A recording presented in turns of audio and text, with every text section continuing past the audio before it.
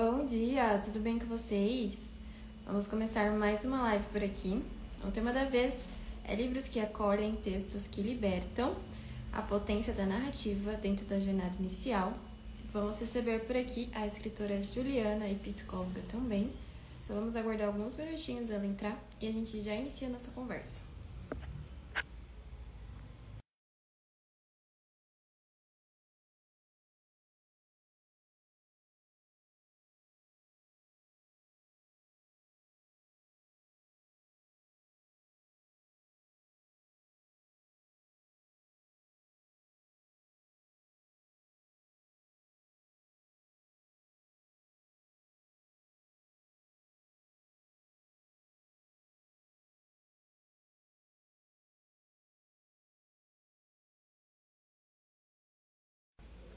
Voltamos. Vou aceitar a autora, a gente já começa.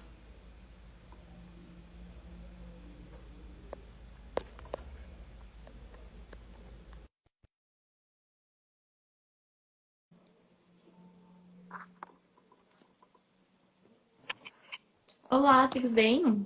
Olá, bom dia! Bom dia! Hoje deu certo, ainda bem. Que bom, que bom! Uma Seja muito alegria estar bem-vindo. aqui com você, viu, querida? Prazer é todo nosso. Seja muito bem-vinda, todo mundo que está entrando também, sejam muito bem-vindos. Hoje a gente tem um episódio especial onde a gente vai falar sobre livros que acolhem e textos que libertam. E Juliana, antes da gente começar, a nossa live ainda leva alguns minutinhos para ser entregue. Você poderia se apresentar, contar um pouquinho mais sobre você, sua trajetória como profissional, também como escritora?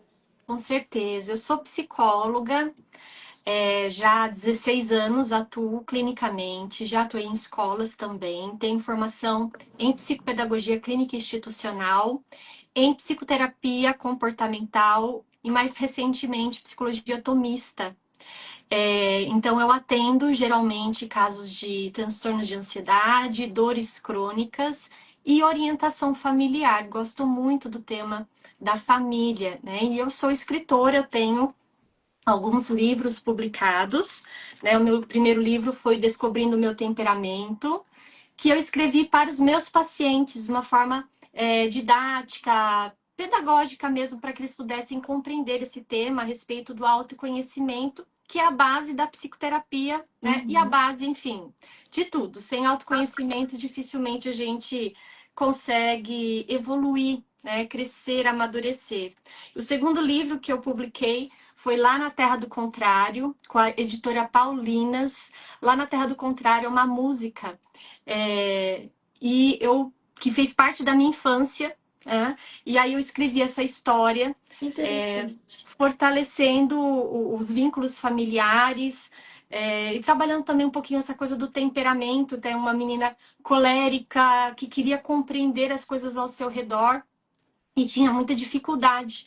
E o fim da história é bem especial, porque ela compreende, né, que o mundo não precisava mudar e ela poderia ser ela mesma para ser amada, para ser feliz de verdade, né? E no fim do livro eu também faço algumas orientações para as famílias, para os educadores, trazendo a importância da educação para as virtudes. E este também é o tema do livro O Não Furacão, que é o mais recente, que fala sobre um garoto que era muito bacana, um sanguíneo nato, falante, que fazia amizades com facilidade, mas justamente por ser muito cativante, as pessoas tinham dificuldade em negar os seus desejos. E isso, conforme ele foi crescendo, se tornou um grande problema, né? Uhum. E quando ele escuta um não realmente importante pela primeira vez, as coisas mudam. Então também Então, tem a temática da depressão infantil. Então eu trato isso aqui no livro, da importância de como identificar, porque muitas vezes a depressão infantil ela não é típica como na depressão do adulto. E muitos familiares têm dificuldade de compreender isso, né? Então a depressão infantil ela se manifesta principalmente através da irritabilidade da criança. Ela dificilmente fica tristonha, mas ela começa a ficar muito entendi. irritadiça, né? E a importância de procurar um profissional especializado, né? E ao final da história também tem orientações para as famílias, principalmente a respeito da virtude da temperança e da fortaleza, né? Que são as bases para lidar com as frustrações. Então, são livros que foram escritos com base nos meus atendimentos. Então, de uma forma que eu pudesse trabalhar com os meus pacientes. Já atendi crianças, hoje eu não atendo crianças, mas faço orientação familiar. E as histórias, elas sempre complementam. E esse é o tema, né, da nossa conversa, né? Como é importante essa a questão lúdica, né? Para que a gente possa falar de coisas difíceis de uma maneira acessível. Exatamente. Eu gosto muito da literatura infantil. Eu falo que ela não se resume apenas para o público infantil, né? Até para as famílias, para os adultos também. Eu não tenho filhos ainda, mas eu Uhum. sempre consumi literatura infantil. Eu acho que ela traz temas muito importantes e o adulto ele precisa estar bem informado, né? Também antes da criança, antes de apresentar uma história para uma criança. E esse tema se encaixa super bem, né? Justamente como identificar a depressão infantil, como que pode ajudar, como você pode trazer de uma forma mais lúdica. E falando nisso, já entrando no nosso tema, teve algum autor ou até mesmo personagem que marcou essa jornada emocional sua, pessoal, e te ajudou a compreender melhor as suas emoções?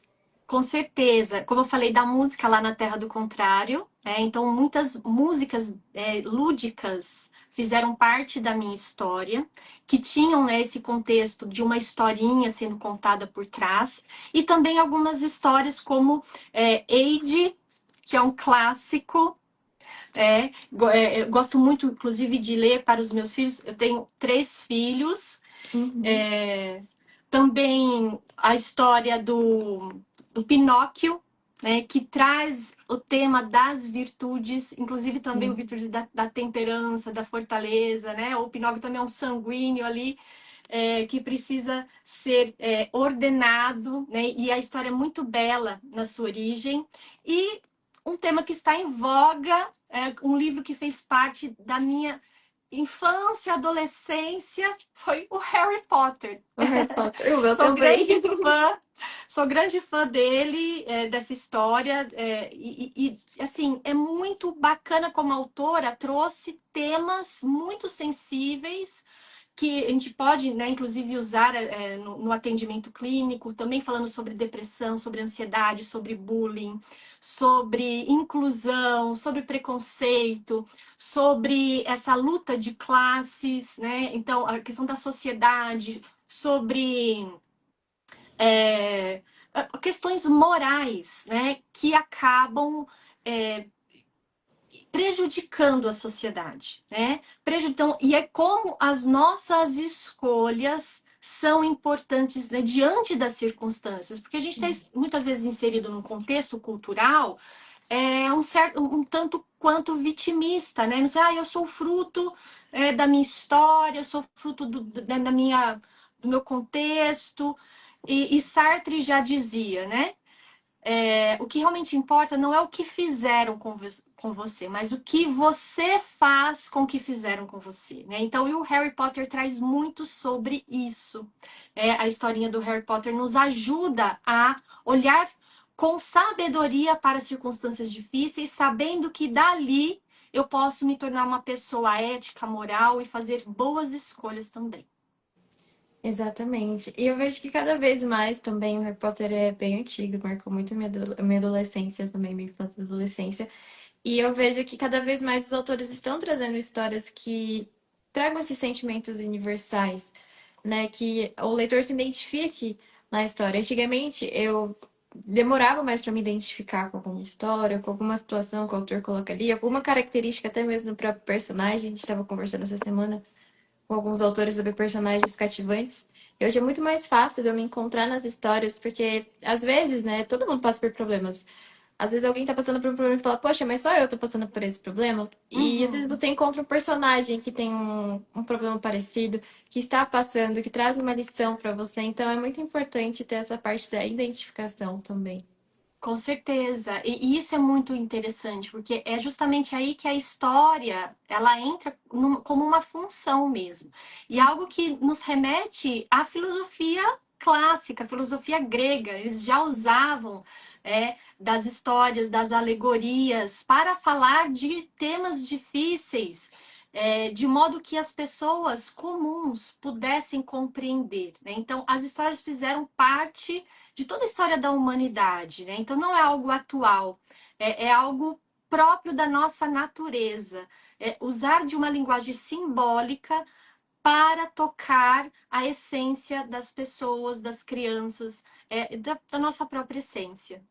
Sim, e na sua opinião, como psicóloga, você acredita que a leitura e também a escrita, ela pode funcionar como um espaço, uma ferramenta de autocuidado e também de terapia, vamos dizer assim? Ajudar nesse processo? Com certeza, né? Além desses livros, eu tenho outros materiais e e-books que falam justamente sobre esses temas de autocuidado, autoestima, sobre ansiedade, né? Estou agora, no fim do ano, vou lançar um novo e-book que nos ajuda a nos preparar para o próximo ano, né? Então, estamos vivendo agora o final de ano e as pessoas ficam, ai, né, fazendo aquelas comparando, puxa, como é que foi esse ano, o que eu espero do próximo ano, o que é uma reflexão muito importante, porém nem sempre tem as estratégias para colocar isso em prática e ficam ali patinando, né? Sim. Então, estou preparando um e-book baseado nas virtudes para ajudar as pessoas a tirar do papel todas essas ideias de um modo realista e de um modo possível. Então, sem dúvida, a leitura ela é uma forma das pessoas se conectarem com determinado conteúdo, de provocar não só essa interação, mas a meditação. Eu gosto muito desse aspecto da meditação. Quando a gente está fazendo ali uma leitura, de repente, uma frase, uma palavra nos impacta, nos provoca de fato, e faz com que a gente pare e reflita, porque ela tocou em algo que estava ali guardado. Né? Então, a leitura ela tem um poder de fazer isso. Os filmes, as séries também. Porém, como existem ali muitos estímulos, é mais difícil de você fazer essa conexão mais profunda que a leitura nos proporciona, né? Infelizmente, muitas pessoas perderam esse gosto pela leitura e, felizmente, né, existe um grande movimento aí do retorno a esse hábito de buscar boas leituras, porque este é um ponto muito sensível também. Não é ler qualquer coisa, é encontrar boas leituras que realmente vão trazer ali algo para acrescentar, né? Como pessoas racionais, que temos intelecto, que temos vontade, nós buscamos esse autoaperfeiçoamento. Isso faz parte da nossa natureza. Então, muitas vezes as pessoas desistem do hábito da leitura porque acabam encontrando leituras muito superficiais, muito banais. E aí fala assim, eu vou assistir a minha série que é mais interessante, né? Então, que bom que temos aqui os escritores em cena para ajudar a divulgar as leituras que realmente valem a pena. Sim, precisamos. Até porque ultimamente a gente está vivendo uma era que todo mundo está consumindo conteúdo mais imediatista, né? Isso. A gente vê até no Instagram mudança. Esses dias eu fui postar um vídeo, eu falei, nossa, mudou. Tá escrito que a partir de 3 minutos o vídeo não vai ser recomendado. Então as pessoas estão Olha. consumindo conteúdos mais rápidos. Eu vejo até crianças, né? Esses dias eu até brinquei, eu fui jantar, eu falei, nossa, eu acho que a chupeta foi substituída pelo tablet ou pelo celular. A gente Porque é muito precisa. difícil você sair e ver uma criança com um livro. É mais fácil o adulto entregar um tablet, um celular, onde tem muito mais estímulos, que vai ser muito mais prejudicial a longo prazo. E vai ser o reflexo, né, de toda essa geração. Eu mesma já me peguei. Às vezes eu tô escutando algum áudio, eu coloco em 2.0 e falo, não, preciso escutar o áudio normal, porque eu fico muito acelerada. E a gente tá vivendo já nessa era, né, de uma era mais acelerada. Uhum. E precisamos consumir essas leituras que realmente cativem, né? Eu vejo que tem muitas pessoas que param de ler, que largam o livro e que desistem, como você falou da leitura, por conta de leituras muito superficiais, né? Então, a gente precisa fortalecer esse hábito de conhecer novos livros, de conhecer livros que realmente vão nos ajudar de alguma forma. Com certeza, com certeza. E, na sua opinião, quais narrativas costumam acolher mais? Aquelas que trazem conforto para o leitor ou aquelas que dão nome à dor? Olha, isso vai depender muito da necessidade do próprio leitor, né? Mas eu acredito que a que dá nome para a dor, ela é muito mais eficaz. Por quê? Aquela história de dar o peixe ou ensinar a pescar, né?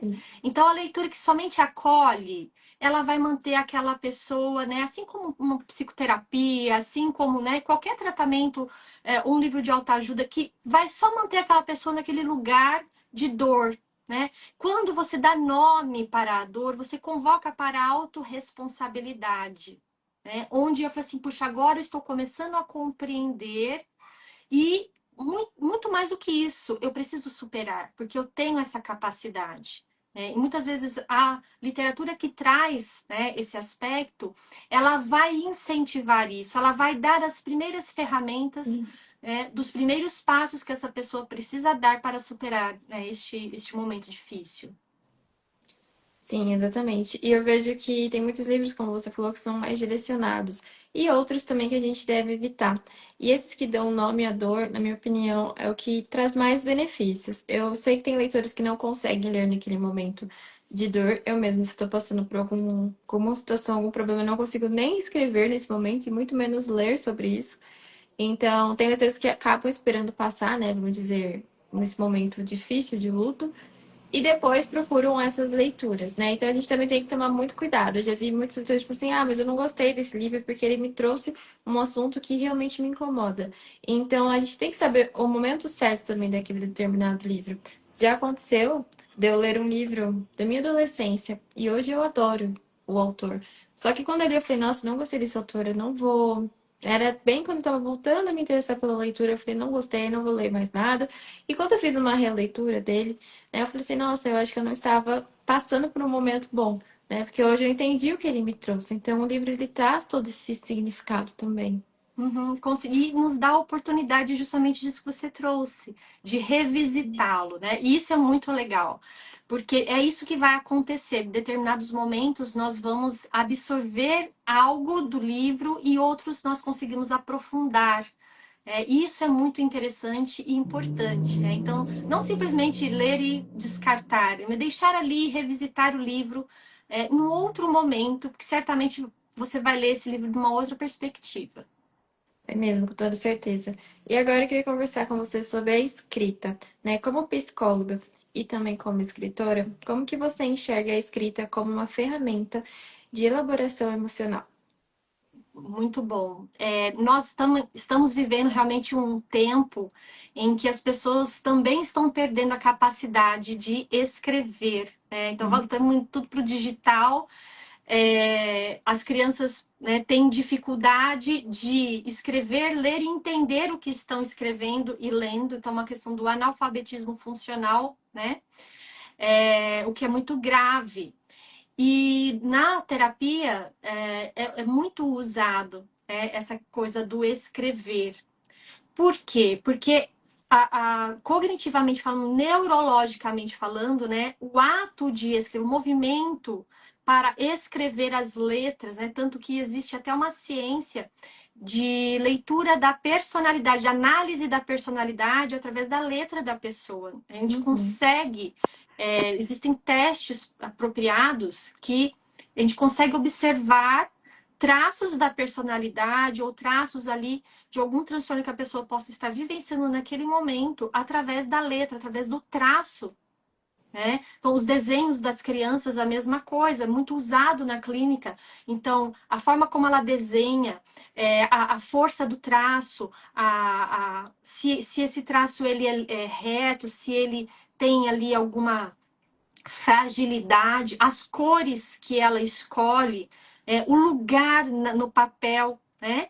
Então, por exemplo, você pega um papel, a forma como você se projeta nesse papel, como você vai escrever. Então, não só o que você vai escrever, né? Mas como você projeta, onde você começa a escrever, qual o tamanho da sua letra.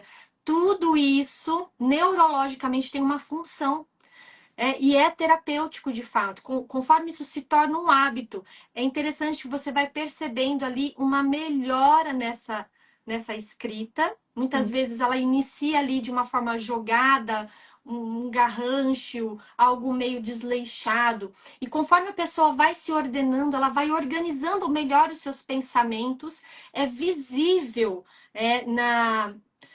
no desenvolvimento, né, com o passar do tempo, que aquela escrita muda, né, a forma como aquela pessoa se projeta no papel. Então, certamente é muito importante, tanto dentro de um processo terapêutico ou mesmo pessoalmente. Puxa, a questão do diário, que era muito usado e foi trocado pelas redes sociais.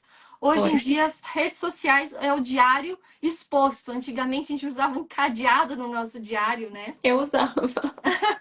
Ninguém podia ver, era algo pessoal, era algo muito íntimo, e agora está tudo muito exposto. Então, percebe? A coisa da cultura tem interferido, e o que acontece? Antes, o que era muito profundo. Então, eu conseguia projetar ali no meu diário os sentimentos, os pensamentos, e nas redes sociais eu não posso fazer isso. Eu preciso filtrar, eu preciso mascarar, eu preciso pôr um filtro, Sim. né? Para mostrar para as pessoas algo que muitas vezes não é real. Isso é um reflexo da nossa sociedade e como isso tem adoecido e trazido muito sofrimento. Então, isso a gente vê diariamente no contexto clínico.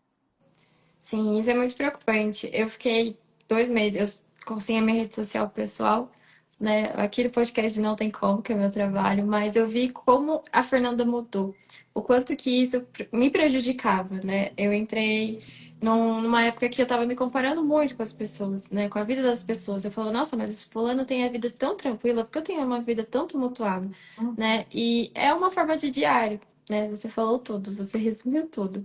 Aí, antigamente, eu tinha o diário, eu lembro que a gente até comprava que ele já vinha com um cadeadinho pequenininho do lado Sim. pra você, e a gente escondia a chave, porque nem os nossos pais poderiam pegar os nossos diários. E Uhum. hoje em dia eu vejo as pessoas postando literalmente tudo nas redes sociais, né? Uhum. E de certa forma torna algo até perigoso, né? De alguma pessoa mal intencionada te acompanhar, de querer te seguir até.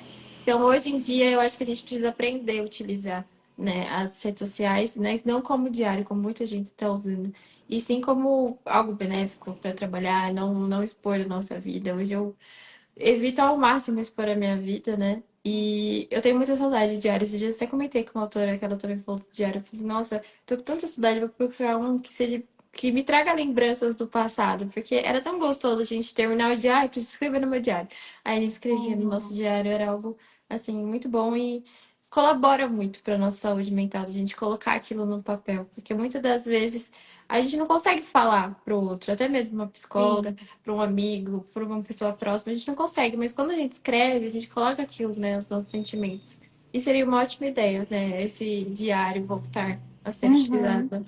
Com certeza, e é justamente isso. Quando a gente começa, é a mesma coisa do falar, né? Então, o que é terapêutico, a cura pela fala, muitas vezes se conceitualiza a terapia através, né, a cura pela fala. Não somente isso, porém, quando a pessoa começa a falar, a colocar, ela mesma começa a tomar consciência de muitos elementos que ela mesma não estava se dando conta. Isso acontece também na escrita. hum? E aí a pessoa começa realmente a organizar os seus pensamentos, os seus sentimentos.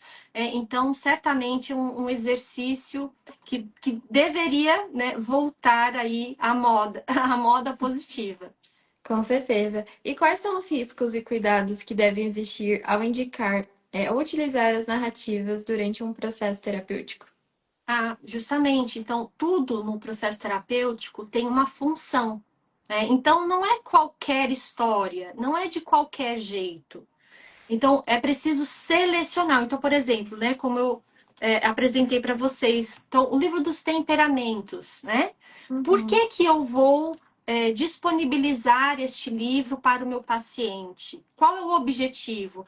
Eu só vou dar ali o livro para ele, ou enviar no meu PDF? Não, eu vou fazer junto, porque eu preciso realmente direcioná-lo para o objetivo com o que eu estou fazendo, né? Usando essa estratégia. Por isso que no final dos meus livros também tem orientações para os pais. né? Porque Sim, eu não quero que totalmente. seja simplesmente uma história qualquer. É uma história para o pai dialogar com a criança, né? Para ela direcionar a criança. Então, muitas vezes nossa, o que me incentivou inclusive a escrever é que, nossa, quantos livros eu já comprei para os meus filhos? Eu tenho a minha biblioteca e os meus filhos têm a biblioteca deles, que eu Uhum. montei para eles também, com leituras selecionadas. Mas muitas vezes, lendo as histórias com eles, eu alterava a história, porque isso aqui não é adequado, não, deixa eu mudar isso. Sim, Às vezes, até ao contar a história, eu introduzia de uma outra maneira para direcionar. Então, no processo terapêutico, tudo o que o terapeuta faz tem uma função e precisa ser com muito cuidado, porque é, no início do processo terapêutico, a gente faz uma análise da personalidade, né? Então, cada pessoa é muito singular, muito peculiar. Então, eu não posso usar algo que é padronizado, entende? sim. Então, então todos os meus pacientes eu vou enviar o livro dos temperamentos? Não. Não. Entende? Então, eu vou usar isso como uma ferramenta. E para cada paciente, eu vou usar de uma forma diferente, né? Tendo cuidado com esse objetivo, para realmente ajudar esse paciente a enxergar o que ele precisa, a perceber, a se conhecer. Né? E muitas vezes, mesmo assim, a pessoa não está preparada. Já aconteceu.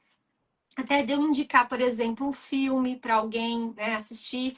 E aí a pessoa fala: Não, eu não entendi por que que você me indicou esse filme. Ela não estava preparada para Sim, ver, entende? Então a gente dá sim. um passo para trás e aí continua até que ela esteja apta. É porque realmente nós temos resistências em relação a conteúdos que são muito sensíveis para nós. Então, dentro do processo terapêutico, tem que ser respeitado este espaço do paciente, com certeza. Precisa mesmo. E como que o hábito da leitura, na sua opinião, pode ser incentivado entre essas novas gerações que a gente comentou que quer um conteúdo mais imediatista, como um caminho de autoconhecimento e também acolhimento? Veja, acredito que materiais que sejam objetivos, né? Justamente o meu livro dos temperamentos tem esse objetivo, assim, eu li muitos livros para escrever este daqui, e livros que eu mesma tive muita dificuldade de absorver aquele conteúdo. Eram livros densos, difíceis, né?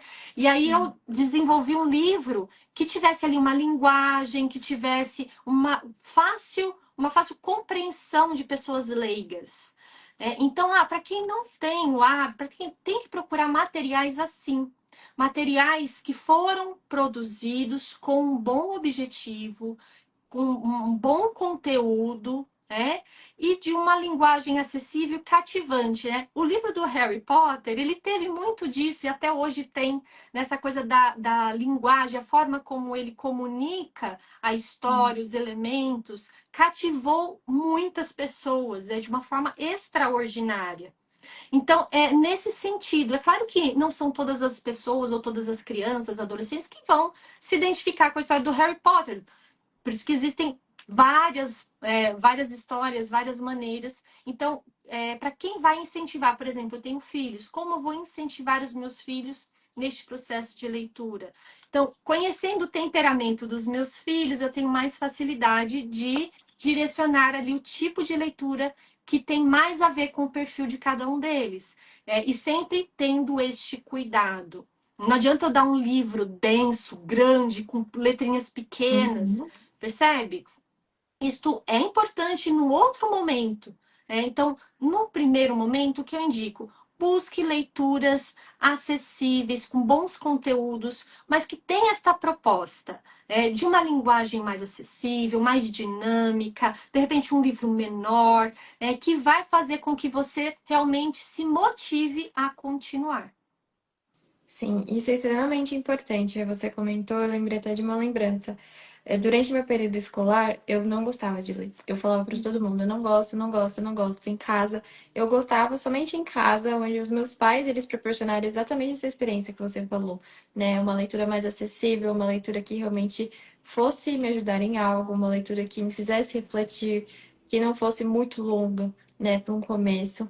E eu vejo que na minha época de escola, eu fui apresentada diretamente para os clássicos, né? Então foi algo que me traumatizou. Hoje em dia eu adoro ler clássicos, né? Mas é o período, né? Eu acredito que a gente precisa respeitar muito esse período. Naquele momento eu não conseguia, eu pesquisava, eu tentava entender, eu achava extremamente uma escrita assim que eu levava arrastada, eu lia arrastada. E eu só lia literalmente para fazer a prova, para fazer um resumo. E isso não é uma leitura que a gente vai aproveitar, né? E então tem muito disso de período, como você falou, de escolher, de fazer uma curadoria para você incentivar a leitura, né? E não só, eu comprei esse livro, lê esse livro. Não, tem que ser uma leitura que realmente cative, principalmente nessa época, né? Infantil, adolescência. Eles são muito sinceros, né? Tem uma autora que ela escreve conteúdos infantis e ela comentou, ela falou assim, não, precisa ser algo extremamente cativante, porque se não for cativante, a criança vai olhar para você e vai falar, não, eu não gostei disso, eu não quero. Sim, E é sim. muito importante a gente ter esse cuidado, né? Principalmente nessa fase. Com certeza, né? Por exemplo, eu comprei um livro para os meus filhos que eu achei assim, nossa, eles vão amar. E eram de dois garotinhos e que eles se transformavam em dinossauros. Uhum, E aí, na verdade, era um sonho, né, de um deles. O mais velho, que é um colérico, né, ele amou a história. O menor, que é um melancólico, ele ficou morrendo de medo. Porque ele, né, o melancólico ele tem muito disso, assim, uma vida imaginativa muito rica. sim. E aí ele se impactou com a ideia dele se transformar num dinossauro, assim, sabe? Então, Uhum, assim, ele não, já rejeitou o livro, né? Porque naquele momento ele era menor, né? Pequenininho, então aquilo foi assustador, foi muito assustador para ele. É tadinho. interessante isso, né? Então tá Sim, lá guardadinho o livro. Quando ele crescer um pouquinho mais, eu apresento de novo. sim. Então, às vezes acontece isso. Então você acha ali porque você faz um filtro muitas vezes a partir da sua experiência. Mesma coisa, o meu filho mais velho, o Léo, que é o colérico, fui assistir com ele o filme Jumanji, sabe Jumanji? Uhum. Ele vai adorar o filme. Ele não gostou. Menina, foi como se fosse um filme de terror. Ele ficou horrorizado. É um dos filmes que eu mais gosto. Pois é, eu falei, mas como assim? Ele ficou horrorizado, assim. Olha, eu dei tanta risada. Então, você vê, né? É muito interessante. E a gente tem que ter essa sensibilidade. E muitas Sim, vezes a gente erra mesmo na escolha e não pode forçar a barra. sim, Porque aí causa o bloqueio, aí causa a rejeição. Então, respeitar, ouvir, conversar, acolher, né? E dar outras opções, opções que são mais adequadas. exatamente. A gente tem que respeitar. E se você pudesse escolher um livro, ou até mesmo um texto, que acolhe e também liberta, qual seria a sua indicação? Pode ser mais do que uma, eu sei que é difícil a gente escolher um Ah, só. eu vou escolher os meus, né? Porque estamos na época do Natal e aí eu indico, não porque eu escrevi, modéstia à parte, como dizem, né?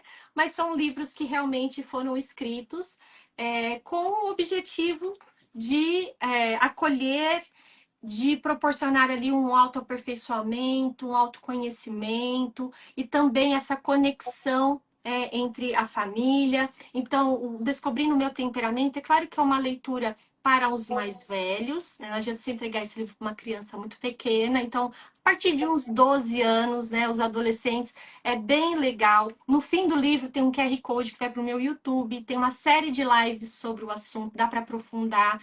É bem bacana essa interação, né, do livro com o digital. Lá na Terra do Contrário e o Não Furacão, né? Então, lá na Terra do Contrário, para todas as idades, tá? Uhum, Desde bebezinho. Tem um QR Code também que dá para ouvir a música que originou a interessante. história. É muito linda a música, eu amo. E para todas as idades, é um livro encantador. As ilustrações são maravilhosas da A Cris capa já é Liz. incrível. Não, foi feito em aquarela. É maravilhoso, encantador mesmo, para todas as idades, tá? E o Não Furacão eu indico para um pouquinho mais velhos, uns 7 anos para frente. Então, eles vão ter um pouco mais de capacidade de entender, de absorver. Ah, mas não dá para ler para os mais novinhos? Dá. O que eu sugiro, pai leia antes e faça aí alguma adaptação, né, para a criança poder entender É engraçadinho o livro, dá para dar umas risadas com o livro, com a historinha. Mas o que eu sugiro, sempre ler primeiro as orientações do fim do livro, para que possa proporcionar para a criança essa experiência melhor e adequada para ela. Muito bom, eu fiquei bem curiosa para conhecer mais sobre os seus livros, depois vou te mandar uma mensagem. E, Juliana, eu queria agradecer a sua participação. Muito obrigada por compartilhar toda essa experiência como profissional e também como escritora aqui, nesse tema que é tão importante da gente lidar com as nossas emoções, juntamente com livros, com a escrita, é extremamente importante. Essa temporada está sendo muito especial. Espero que ano que vem a gente continue com esses temas também. Também queria agradecer a todo mundo que nos acompanhou nesse sábado pela manhã. Quem chegou por agora, não se preocupe que esse conteúdo vai ficar salvo aqui no nosso Instagram e posteriormente será publicado no nosso Spotify daqui a alguns dias. Então você pode conferir o conteúdo na outra plataforma também. E é isso, Juliana. Eu desejo muito sucesso na sua carreira. Se a gente não se falar mais, desejo uma ótima virada de ano para você, para sua família. E espero que ano que vem a gente tenha outras oportunidades. Muito obrigada, minha querida. Um ótimo Natal, um ótimo Ano Novo. E muito obrigada pela oportunidade, viu? Foi uma alegria mesmo estar aqui. Eu que agradeço. Muito obrigada. Tchau, tchau. Tchau, querida.